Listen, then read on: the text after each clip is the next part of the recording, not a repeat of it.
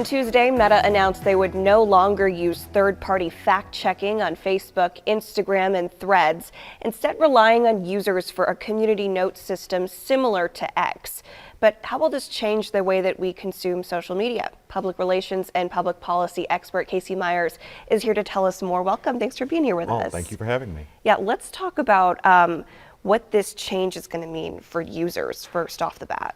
Well, I think for users, the most immediate change is going to be the feed. What are they going to see online? And previously, with these fact checkers and with the content moderation that's been going on, the feed has probably been less political. It may be more political. It may be more controversial. So I think from a user standpoint, they should expect a little bit of change in content.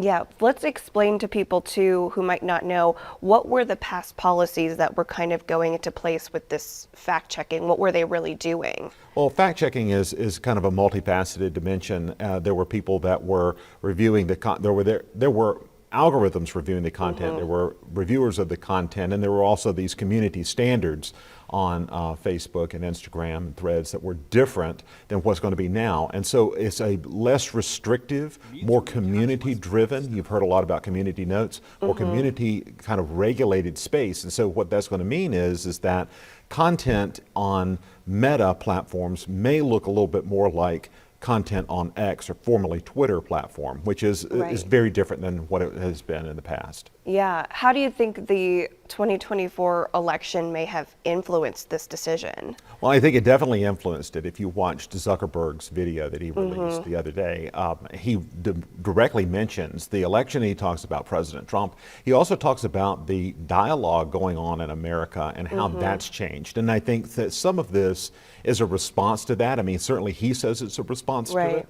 I think it's also a response perhaps to where the marketplace is right now and what users are looking for in terms of their social media experiences. Yeah, we hear the term, free speech being thrown around quite a bit in this topic.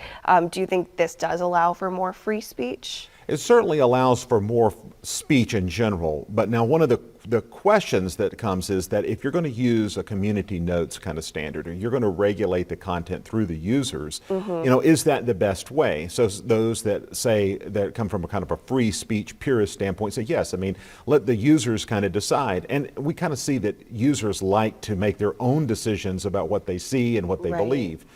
But on the other hand, the people that would criticize that say, this really is kind of crowdsourcing facts and crowdsourcing information, and what gets traction online, or what's been deemed as a valid point, is not really through an expert lens, but is through just sort of what a critical group of people say. Right. And this comes at an interesting time too, because we've been obviously talking about and hearing in the news the potential for TikTok being banned.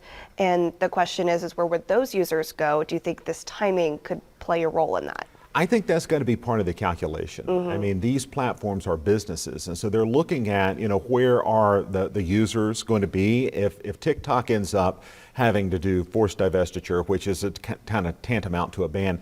What will end up happening is those users will go somewhere. The logical place for them to go would be Instagram. That's a similar type of experience. So a lot of them probably already there, but could this be something that really attracts users to come to Meta platforms if TikTok's not available? And I think that's maybe part of their calculation, but I think their calculation is also rooted in what do users want, and really kind of where we are politically and socially as a nation. Do you think there are any dangers that come with this change at all in terms of the information people are seeing?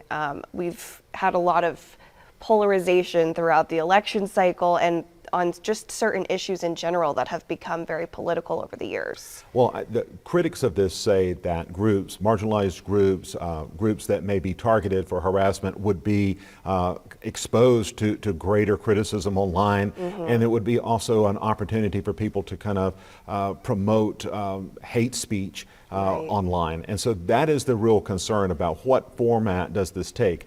That may also kind of create a little bit of a tension geopolitically, in that in the United States we have speech laws that may be a less restrictive than in other countries, and so this is going to perhaps change the way that Meta platforms are utilized abroad.